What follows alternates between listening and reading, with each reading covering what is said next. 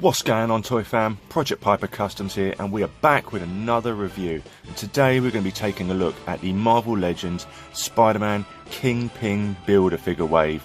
Let's go.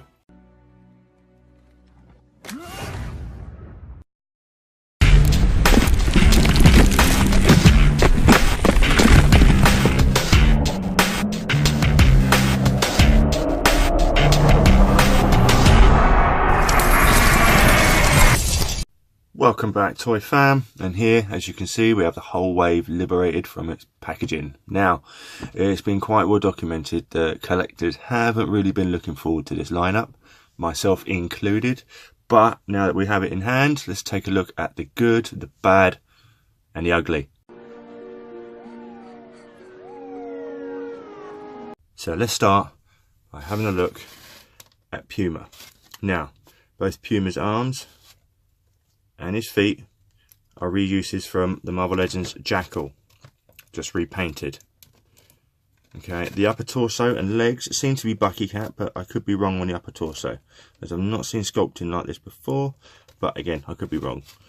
All of his accessories, i.e. the headband, the necklace, armband, belt and fur cuffs, all of those are loose fitting pieces, so these are independently, you can see, move up and down like that.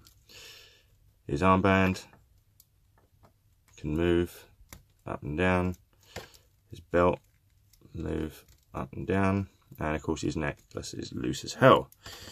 So if you wanted to remove any of those, you could. Okay, now let's have a look at his head. Apart from the very predominant seam line across his jaw, the head is really nice. I'm really surprised by this. Loving the scar through the eye and his nose, and there's plenty of detail in terms of washes and dry brushing throughout his hair. Really nice. I like that a lot, actually, quite surprised. Now his feather on the back is just glued in. It doesn't move independently like articulation. It's just, it can flex, that's about it. And the same goes for the one on his armband. It's just glued in piece. They can move around, but that's about it.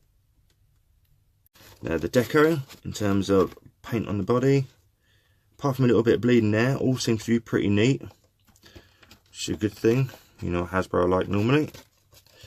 So, and how we get to articulation. And here you can see just how far you can lean back, how far forward the head can come. See him chewing on his necklace there because he's an animal. And how high up the shoulders can go, how far back the wrist can bend, and that's as wide as his legs will go whilst keeping his feet on the floor. And here you can see how far forward he can bend, how high up the head can look, the double joint in the elbow, how far forward the wrist can bend, and how high up he can kick facing forward, all while standing on one leg. Puma comes with the torso portion of the Kingpin Build-A-Figure, but with no additional accessories, no extra hands or head, which is disappointing. But overall, this figure is really nice and took me by surprise, so good Hasbro. Next we have Red Goblin. Now I'm not going to spend too much time with this guy, as for one, his entire body is just a reuse of the Carnage figure, all the way down to the tendrils on each of his calf and his forearm. No different, just a complete repaint. So standard articulation going on with the bicep swivels and the double joints and the hinge and swivels, back and forward, everything that you know and are used to. Now let's focus on his head. Let's get the autofocus going. There we go. Right, now there's quite a lot of detail in the paint in the head, apart from the fact that his eyes are looking in two different directions. Not uncommon with Marvel Legends. His mouth is not hinged, but it can flex. Okay, and that's a look from the side. And there you have it. Okay, now the tendril piece at the back can be removed. Okay, and it is the exact same piece as you get with Carnage, just different colour red. Hasbro likes to recycle. Now let's look at his tail. His tail does not move. It is literally just glued into his arse.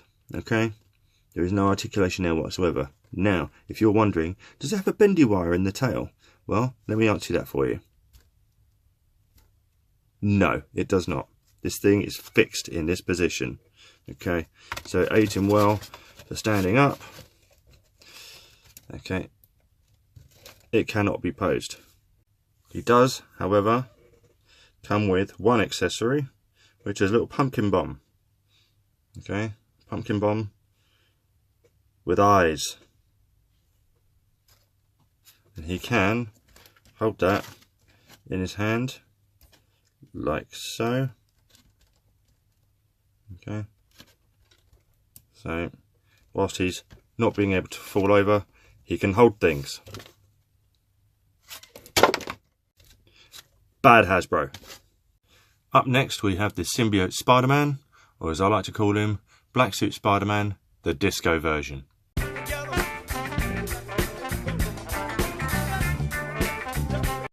So quickly going over this guy, nothing really different in terms of buck. We have seen this body on other Spider-Man figures before. Okay, has the butterfly joint, pretty mean one, as well as it chewing the hell out of the paint. Now, standard articulation is always bicep swivel with the butterfly this time, double joints, engine swivel, back and forth, swivel at the waist, swivel at the leg, double joint at the knee, rocker and pivot, and some angry feet. The only real difference, apart from the angry feet, is obviously the deco of the white spider. They've jazzed it up. And also his eyes. He has eye wings now. Okay. I've got some digs on the head there, that's how it came out the packaging. Now, he does come with a pair of extra hands. He has some angry hands to go along with his angry feet. Okay, so they're not bad. He has fists on him and his angry hands. Okay, the decal on the top, nicely lined up and painted. More I can say for this. Some seriously bad quality control issues on the paint. But it doesn't matter, because the fig's rubbish. Bad Hasbro. Now up next we have Sable. Now, she comes with two guns. One little one, some nice detail on it. Not much paint or colour though. Nice little mould. And one big one. Detail wise, got some detail going on there. No real paint work though. Let's get those out of her hand because they're just going to annoy me. Now, let's have a look at her decal. Okay, nice details in the face in terms of paintwork. I like the colour they've got for the headband and for the eyes and eyebrows. The eyes seem to be fairly painted well, and the lips, I like that a lot. Long hair mould, which will hinder on looking back.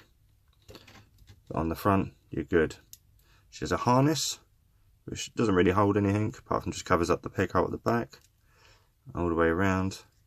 There we are. She does have a various array of loose fitting pieces. The belt is a loose piece, and she has these. Now, these two things are very reminiscent of the leg bands for Cyclops, and they just fall down. Yeah, so there's that. Articulation standard for what you'll see in a female buck. Again, no double jointed elbows. Some nasty flashing there, but overall not bad. Decal wise, I quite like it. She's really well detailed. One gripe I do have is there is nowhere on her, good lord, to hold her guns. Nowhere at all. See? Missed the mark on that one, didn't you, Hasbro? Yeah, but you get a pass. Sticking with the ladies theme, up next we have Black Cat. Now, she's a different outfit than we're usually used to. I would have much preferred it in a classic outfit, but it is what it is. So let's have a look at the deco. Okay, mouth and lips are nicely painted, which is a lot more than I can say for the eyes, as we have one lazy one. Well done. Mask, however, seems to be nicely painted. Fairly long hairpiece, which again will hinder looking up, but looking down, there you have it. I do quite like that cat symbol that's on her neck collar, but this ruff here around her neck is sculpted on to the body. It's not separate at all. Okay, accessory loose fitting wise, she has one whip which is attached all the way around, so that doesn't immediately come off, unfortunately. And she has one extra whip in action. which is nicely sculpted, fits in her hand well, just no real detail on the paint. Okay, so taking that off. The fur around her wrists and forearms is a loose piece, so it can slide up and down if you did want to remove them and use them for other bits and pieces. She has clawed hands, and I believe the same is, yes, the same is for the fur around her legs. Again, a loose piece. Okay, now articulation wise, again, standard female buck. Once again, Hasbro, no double jointed elbows, but she does have more going on in the leg range than Sable does. So that is her widest split. Let's bring in Sable to compare. She can get down lower than Sable. Okay. Now, kicking out is about that far. Let's try it with Sable. Okay, so Sable can kick higher forward, but spread out. That's where Black Cat has it going on. Okay, this is an okay figure. It's a pass for me. It's not too bad. The only major gripe is that left eye, and the fact that I would have liked her in a classic outfit. Maybe down the line we'll get her, who knows, but for now you're safe. You make the cut. Moving on next to what has to be my favourite figure of the wave so far is Night Thrasher. This dude is actually impressive, especially with his buck. Now, I'm not sure what buck they used, but it looks like to me it's an original sculpt. I've not seen this in a figure before. I really love the plastic they've used. It's a nice shiny texture, very glossy finish. It gives him the feel that he's wearing an all body armoured suit. Now let's go over some of the accessories, which is my favourite part, as he has the most. Now he has 2 batons and a skateboard, something new from Hasbro here.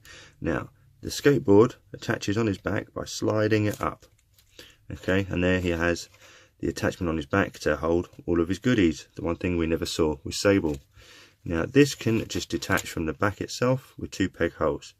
Now there are another 2 peg holes here, if it'll focus. I have no idea what they're for whatsoever, but we'll just put this down, we'll come back to it for a second because I want to go over the detail. Okay, there we are.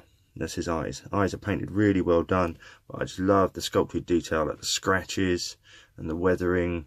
Looks like this guy's seen a fight all over. Okay, even just some here.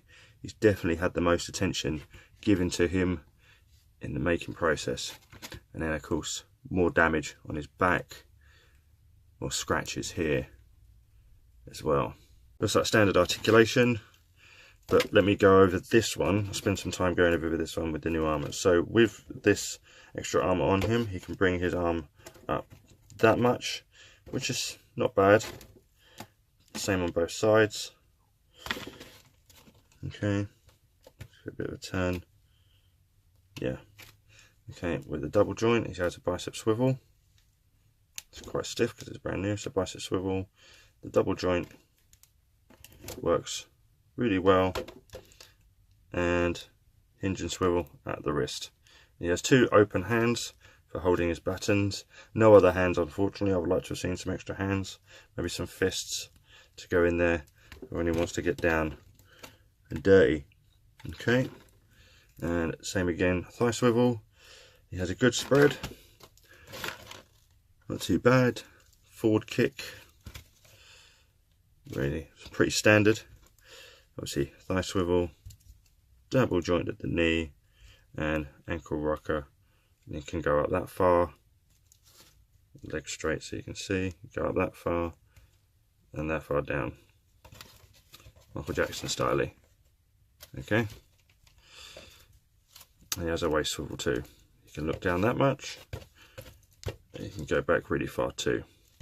Okay, so all the articulation is there, especially with the head as well. Okay, so let's go over this now. So with this, the batons, they have an open clip. I would advise you slide them in as opposed to just pulling them out, because these could easily just snap. Okay, So be advised, best thing to do is just to slide them down like that. Now these are the same batons that you were seeing with the Daredevil figure.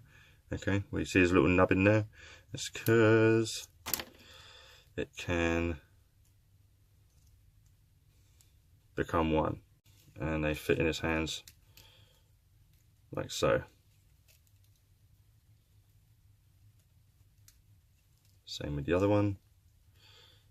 Yeah, so there's no problems holding his weapons. Now let's have a look at the skateboard. You stand there. Okay. Now, the wheels on a skateboard are literally just plastic casters. Nothing real impressive going on there. I do like the texturing on the top of the board.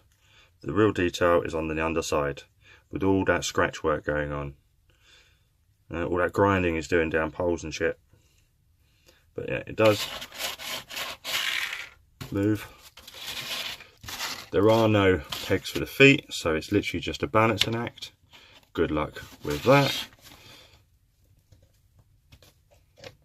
See if I can get them to do it quickly. Stay upright, you son of a bitch. 2,000 years later. Haha!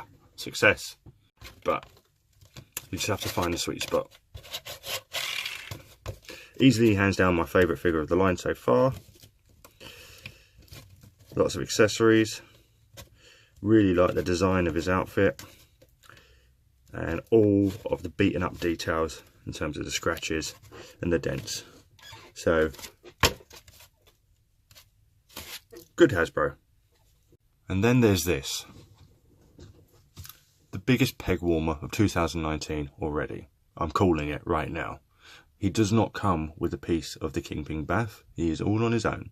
Okay, so you'll be seeing stockpiles of him everywhere. Let me tell you something. When people in the community who customize can do a better job than the toy companies themselves, then you've got problems. Okay, but this is a review, so for the sake of it, I will tell you and show you what it can do. Okay,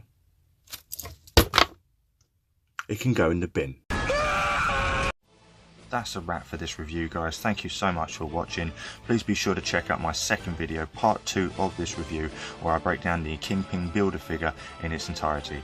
Follow me on social media at Instagram and Facebook at Project Piper Customs. Also check out Toy Comics Inc. on Facebook for awesome toy photography, weekly competitions, and just overall community fun. All the links will be in the description below. And until next time, guys,